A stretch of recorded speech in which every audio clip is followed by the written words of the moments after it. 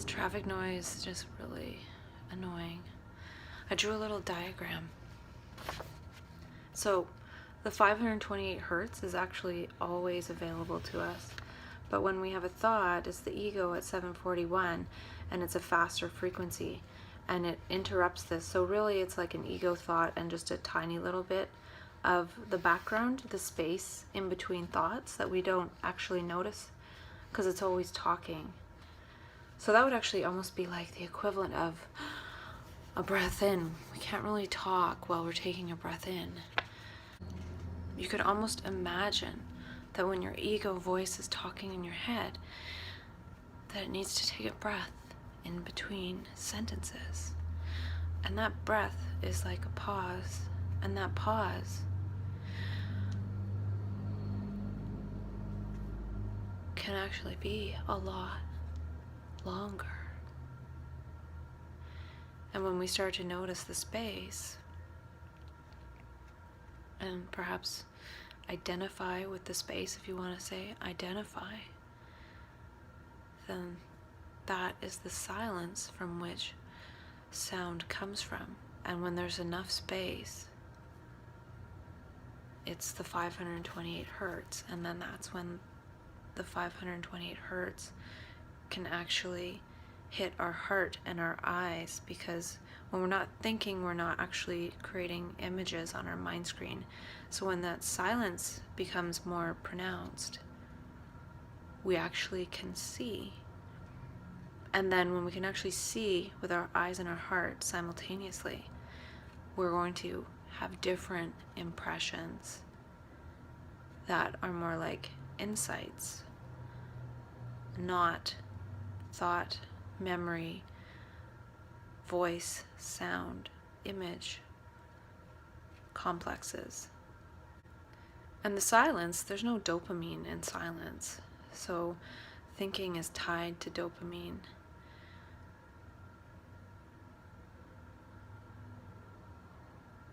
I wonder if I feel like I get some kind of reward from seeing new insights. I wonder if that's dopamine, or I don't think it could be, because it's not from the prefrontal cortex.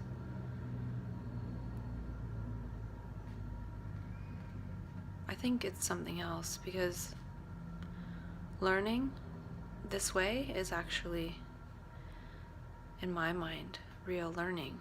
Just learning by observing, not thinking and looking for answers and thinking other people are the ones that are going to tell me the answers. Because if I have a clear mind and a clear heart, the universe will tell me the answers. Answers that I wasn't even asking for.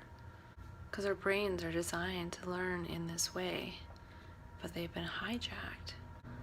And when the mind is silent, we can hear what's really there talking to us. It's a different language. It's a language of silence. And I think we have to have a silent mind in order to be able to recognize that language, because the language of noise impedes that. Because with this, if all of a sudden the ego's thoughts are largely gone and there's just a little ego thought here, a little ego thought here, and the rest is 528 hertz silence, that's going to allow a perception insight to arise as a holistic impression that we then can unfold with language as we speak. The whole sentence comes to us, and it's not a sentence that is from the past ego. And so we just speak the sentence. We don't even pre-form sentences. That is from the associative process in the prefrontal cortex. We don't need to be associating about reality in order to experience reality, because the associations we're making about reality are usually old. I think dopamine is our voice. It's tied to our voice. And oxytocin and something else is tied to giving voice to the insights perceived by clear perception of the universe. And that's giving voice to that And giving voice to that is something completely different. It would almost be like if I was able to look at a tree and almost tell the tree's story from the tree's perspective, because it can't speak for itself. That would seem a little bit strange. But the trees might actually tell us something. They might tell us, man, you human beings, you're freaking doomed. We trees will be coming back. Our seeds are everywhere. I feel like part of this death feeling, when one is losing grip of the ego, when the ego is losing grip of us, that is our voice losing grip of us, and that's tied to dopamine. I feel like it's almost dopamine withdrawal that makes us feel that terrified. And if we're that terrified of dopamine withdrawal, that's going to prevent the other circuits that are trying to come online from being fired up. So fear takes over, and when fear is there, it blocks the love that is also there. It almost makes us want the ego back. And I wonder if a lot of cortisol is released when the dopamine circuit is shriveling up. There's like a stress that happens. I think cortisol is tied to dopamine because if we're not reaching our goals, which is a dopamine thing, we feel stressed. So we're stressing ourselves out because of our own voice and what it's telling us that we should be doing. So our own voice produces the cortisol and the dopamine, but the more stress we have from the voice, the more cortisol comes in, and that's what attacks the hippocampus. And then we can't sort out things, and there's that lack of euphoric sensation. So old voice elements from our past can come up and play on our mind screen and increase being terrified, and that's when sort of there's too much allostatic load and lack of euphoric sensation. So too much allostatic load maybe is what causes us to not be able to feel that it's coming from the past. But it's all coming from the past is the thing. So it seems like dopamine and cortisol keep us tied to the past. No wonder society's based on problem, reaction, solution. Create a problem, reaction, present the solution, then people feel better, but we feel stressed all the time. So stress is really not good. If we're stressed, we're going to naturally want more pleasure in order to get rid of the stress. So by creating a chronically stressed society, we're going to be chronically going for dopamine things, which is actually going to totally mess up our brains. So society's messing up our brains in this way for us to seek individual pleasure to get away from this chronic stress, and we're not working to get rid of this chronic stress in society. We're too busy reacting to the chronic stress. Whereas if we were to get rid of the chronic stress, we would be able to naturally more easily bond to each other and support each other, and we wouldn't be living in such fear for our own personal gain. The universe is trying to save us from dopamine. It's trying to save us from our own voice. And I don't think cognition is cognition. I think it's recognition, it's recognition. It's from old memories, past associations, and thoughts. And it has nothing to do with now. And it has nothing to do with now. I think it's actually tied into re-emoting. So it's re-emotion too, because these images and thoughts usually have an emotional component, which is like the mirror of the thought image in the brain. It's mirrored in the neuropeptides that are in the body, and then we remain addicted to those thoughts and feelings because they're familiar, just like our own voice is familiar. I think this recognition and re-emoting process actually keeps us consistent. This is actually what we take to be ourselves. This is who we think we are. We're just a dopamine emotion thought image past memory complex. I think children on the autism spectrum don't have these dopamine circuits. It's almost like when it's time for that to fire up at the age of 2-ish or something, they don't fire up. And it could be the universe preventing that. They can't be as easily turned into Pavlov's dog. And the kids become deaf to the noise of reality. And when you think about it, there's way too much information, there's way too much noise, there's way too much flashing lights, there's way too much everything. So if you think about the collective humanity as one organism, then it makes sense that a certain number of brains are going to get downregulated from having these dopamine circuits, because there's way too much information and stimulation that's based on dopamine circuits. So a certain number of brains are going to get downregulated to not respond to that. And Dr. Bruce Lipton says perception is what has to do with epigenetics. If these children can't perceive that information, they're not actually going to be responding to it.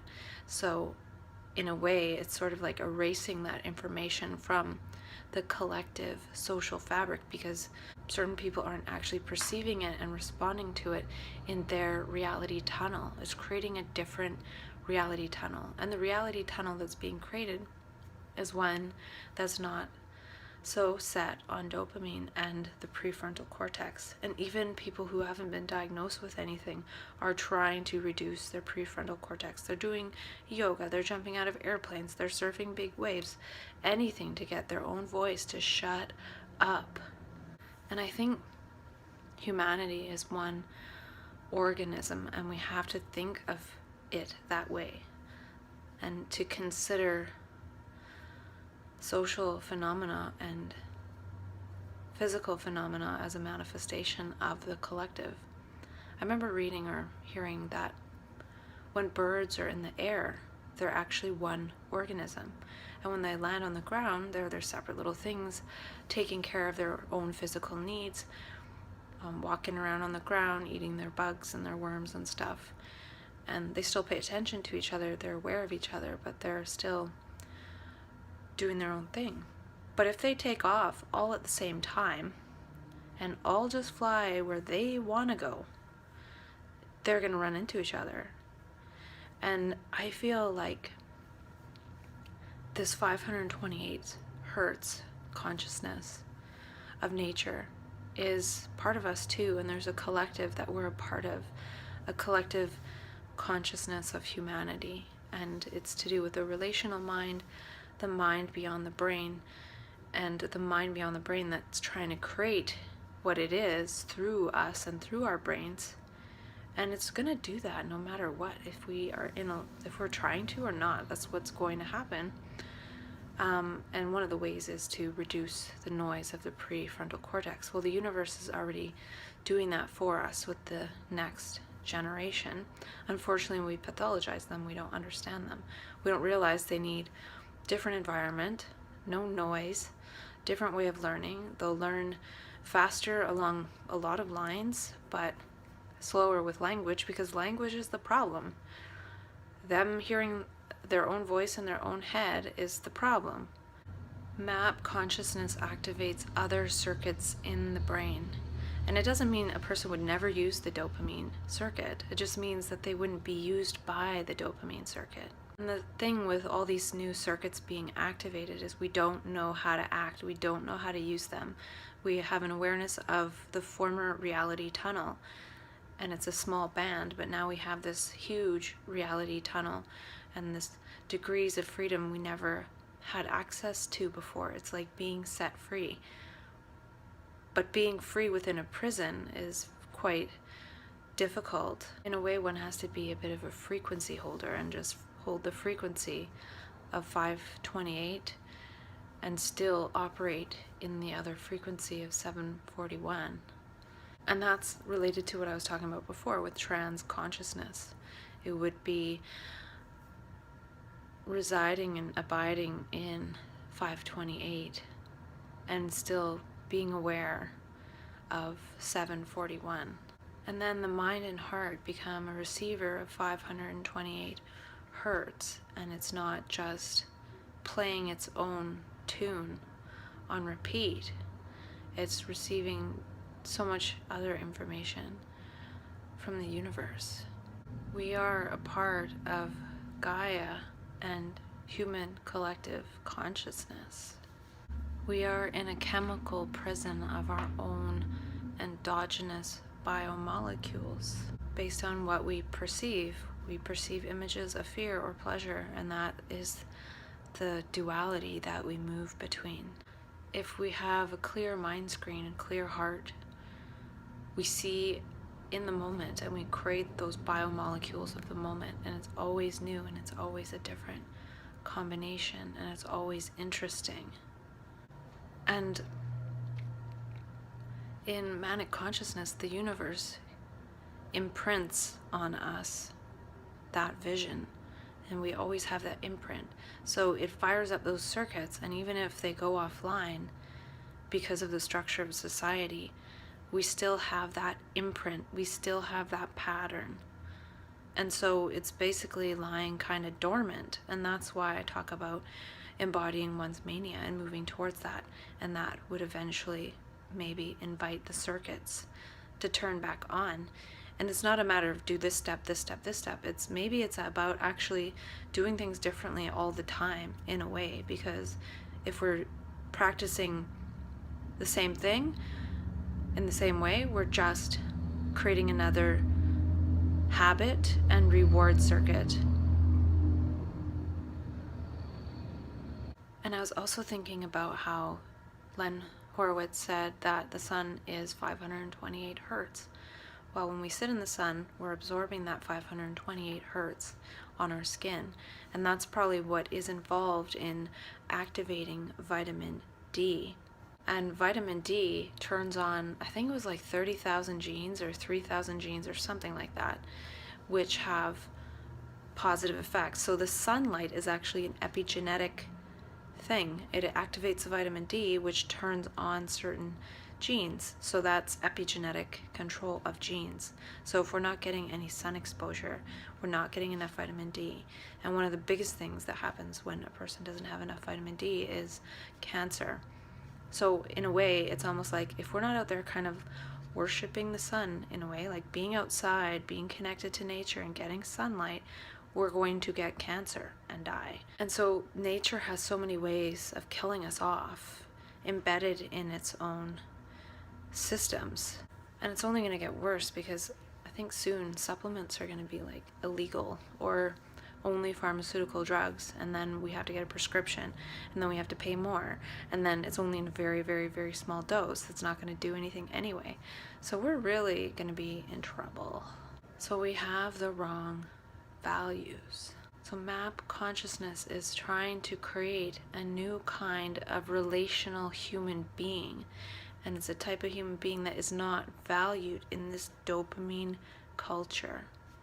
People with dopamine brains see people that have gone through this sort of transformation and are perhaps struggling, because it could be like a second infancy where it takes a couple years for the brain to sort of learn how to be in this world and that other perception of things. And a dopamine brain looks at us and thinks, well, that person doesn't give me any pleasure and they cause pain, so I'm just going to stay away from them, not value them, and drug them. So it's kind of scary.